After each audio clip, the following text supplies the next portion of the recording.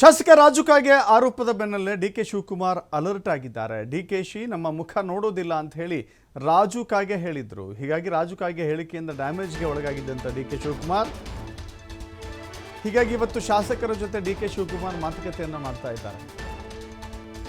ನಮ್ಮ ಮುಖಾನೇ ನೋಡಲ್ರಿ ಅವರು ಅಂತ ಹೇಳಿದ್ರು. ನಮ್ಮ ಮುಖಾನೇ ನೋಡಲ್ಲ ಡಿಕೆ ಶಿವಕುಮಾರ್ ಅಂತ.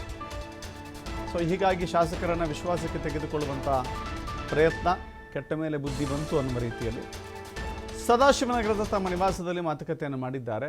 ಮಂಡ್ಯ ಶಾಸಕ ಪಿ ರವಿಕುಮಾರ್, ಶೃಂಗೇರಿ ಶಾಸಕ ಟಿ.ಡಿ. ರಾಜೇಗೌಡ, ಗದಗ ಜಿಲ್ಲೆ ರೋಣದ ತಾಲೂಕಾ ಜಿ.ಎಸ್. ಪಾಟೀಲ್ ಸೇರಿದಂತೆ ಹಲವರ ಜೊತೆ ಚರ್ಚೆ ಮಾಡಿದ್ದಾರೆ. ನಾನು ಶಾಸಕರ ಸಂಪರ್ಕದಲ್ಲಿದ್ದೇನೆ, ಯಾವ ಶಾಸಕರು ದೂರ ಉಳಿಯುವಂಥ ಮಾತೇ ಇಲ್ಲ ಅಂತ ಹೇಳಿ ಅವರು ಒಂದು ಸಂದೇಶವನ್ನು ನೀಡುವ ನಿಟ್ಟಿನಲ್ಲಿ ಇವತ್ತು ಶಾಸಕರ ಜೊತೆ ಚರ್ಚೆ ಮಾಡಿದ್ದಾರೆ.